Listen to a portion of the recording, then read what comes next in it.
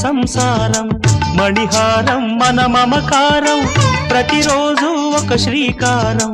పరవశ శృంగారం గతమంటే నీవే కథ కానిది నీవే కలలన్నీ నావే కలకాలం నీవే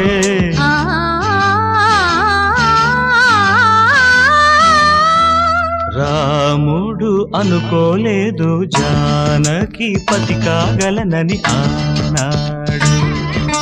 జానకి కలగనలేదు రాముని సతి కాగలనని ఏనాడు